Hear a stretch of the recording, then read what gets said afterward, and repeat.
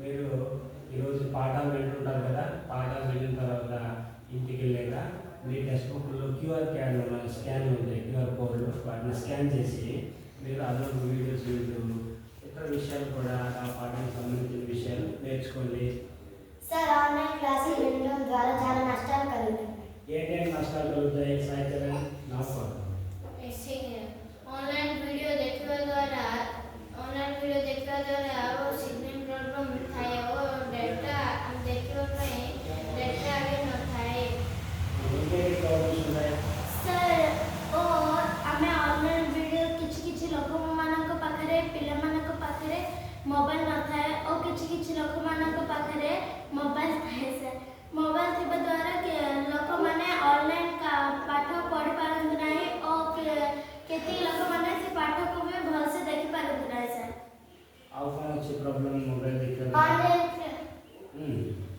Sir mobile देखिबा द्वारा किछि पिला एडिट होचंती YouTube Facebook Instagram reels games देखिबा द्वारा पिला माने दुर्व्यवहार करूचंती ఆన్లైన్ క్లాసులు చూస్తున్నప్పుడు మధ్యలో పనికిరాని వీడియోస్ వస్తుంటాయి. దీని కారణంగా విద్యార్థులు నైతిక విలువలు కోల్పోతుంటారు. దీని కారణంగా తల్లిదండ్రుల పట్ల గౌరవం తగ్గిపోతుంది. మొబైల్ విద్యార్థులు కంటి పెట్టుకొని చూడటం, పడుకొని చూడటం, చీకట్లో చూడటం వల్ల కంటి సమస్యలు వస్తాయి. జ్ఞాపక శక్తి తగ్గుతుంది. చదువు పట్ల శ్రద్ధ తగ్గుతుంది. అంటే ఆన్లైన్ క్లాస్ వల్ల మనకి చాలా నష్టాలు ఉన్నాయి. మీకు తెలిసి తెలియని వీడియోలు చూడడం వల్ల మీ ప్రవర్తనలో అనేక మార్పులు వస్తున్నాయి. దాని ద్వారా మీ చదువు పట్ల శ్రద్ధతో పాటు మీకు ఇంట్రెస్ట్ కూడా తగ్గిపోతుంది.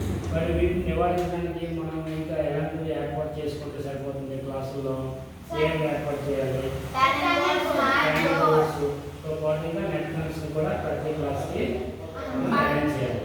అవి అరేంజ్ చేయడం వల్ల ఏంటంటే మనకి లాభాలు ఉన్నాయి. విజిబుల్ వీడియోస్ ఒకటి, విజిబుల్ వీడియోస్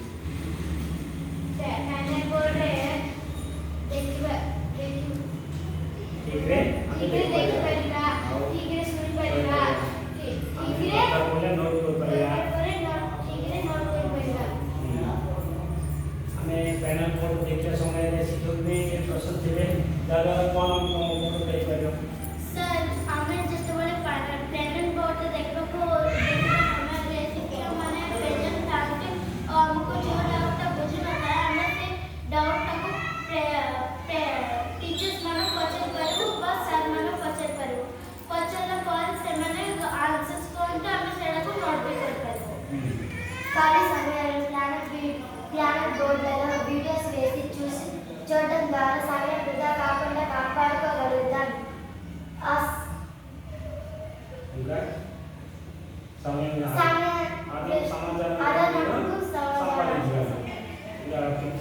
చూపిస్తారు కాబట్టి చక్కగా నేర్చుకోవడానికి కూడా అవకాశం ఉంది.